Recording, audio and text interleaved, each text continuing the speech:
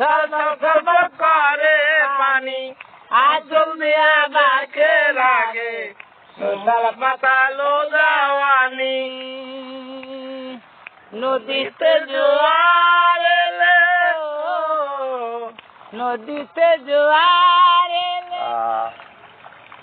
উল্লাপাড়া সিরাজগঞ্জ মাঠ পর্যায়ে আবার বাল্যবন্ধু সীতারামের কিছু জমি দেখার জন্য। তো সীতারামে এবার 10 বিঘে জমি ইরি ধান আবাদ করেছে। ধান কেমন হয়েছে সেগুলো দেখানোর জন্য আমরা আজ এসেছি। তো আমরা সীতারামের কাছে যাব, সীতারাম কেমন আছে এবং তার ধানগুলো কেমন হয়েছে সেই দৃশ্যগুলো আপনারা দেখাবো। দেখতে পাচ্ছেন চতুর্পাশে খ্যাতগুলো কিন্তু সোনালী আকার ধারণ করছে। কিছুদিন পরেই এই সোনালী ধানগুলো মানুষ ঘরে তুলবে, এরপর চলে আসবে বর্ষা। মানুষ বিভিন্ন বিয়ে বিভিন্ন অনুষ্ঠানের সাথে ইনভলভ থাকবে এবং এইভাবে গ্রাম্য ঐতিহ্য তারা লালন করে আজীবন তারা এই গ্রাম পর্যায়ে কিন্তু বসবাস করে আছে। তো চলুন আমরা সীতারামের কাছে যাই। আমরা সেই আমার বাল্য বন্ধু সীতারামের কাছে আসছি। এখনো কিন্তু ইয়ং, দেখতে পাচ্ছেন সবসময় হাস্য উজ্জ্বল থাকে আর বহু নারীতেও আসক্ত রয়েছে, কিন্তু না মহিলাদের দেখলেই গান ধরে এবং সেইভাবেই রাস্তা দিয়ে হেঁটে যায় যখন গান ধরে কিন্তু ভাবিদের বৌদিদের বিভিন্ন লোককে বিনোদন দিয়ে থাকে। সে কিন্তু দেখেন অনেক ধান আবাদ করেছে। এবার কিছু জমি লিজ নিয়ে নিজের কিছু জমি রয়েছে, সেই জমিগুলি নিয়েই কিন্তু ধান আবাদ করেছে। অনেক সুন্দর ধান হয়েছে দেখতে পাচ্ছেন। এটি হচ্ছে উত্তরচড়া জন্তিহার মৌজা। যেদিকে দৃষ্টি যায় সেদিকে কিছু অ্যাডভান্স যে ধানগুলো ছিল অগ্রিম লাগানো, সে ধানগুলো কিন্তু ঘরে তুলেছে এবং যেগুলো বাকি রয়েছে সেগুলোই ঘরে তুলবে। তা আমরা সীতারামের কাছে যাচ্ছি যে সীতারাম কেমন আছে এবং কত বিঘে জমি আবাদ করেছে এবং কেমন ধান হচ্ছে। আসসালামু আলাইকুম, কেমন আছো দোস্ত? ওয়ালাইকুম দোস্ত, ভালো ভালো। তো এবার কত বিঘে জমি আবাদ করছো? 10 বিঘে দোস্ত। 10 বিঘে।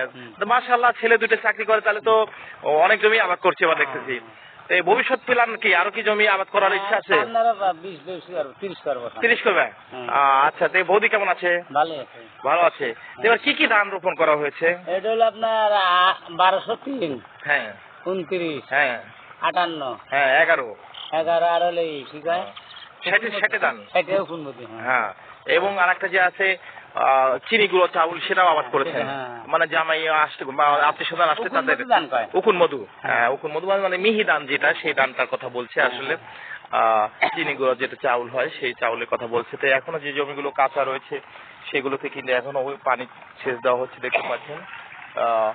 তো আমরা সীতারামের জমি আমরা দেখলাম, অনেক সুন্দর ধানই হয়েছে। সীতারাম একটা গান শোনাবে আজকে। হ্যাঁ, কি গান শোনাবে আজকে? নদীতে জোয়ার এলে সালবার সালবার করে পানি। আচ্ছা, ধরো দেখি।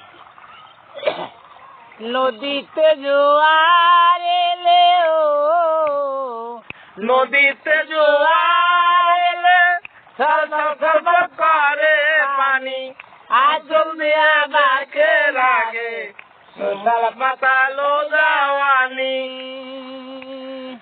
নদীতে জোয়ার এলে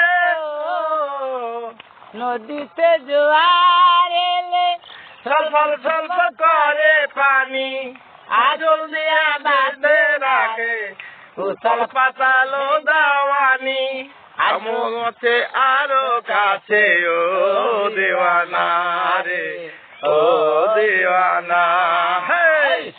আমার কাছে নরম একটা দিল আছে,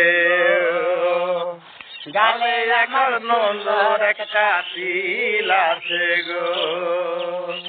নদীতে জোয়ার এলে ও নদীতে জোয়ার এলে ছলছল করে পানি আঁচল দিয়া ডাকে রে উতাল পাতাল জানি আসো কাছে ও দিওয়ানা রে, ও দিওয়ানা।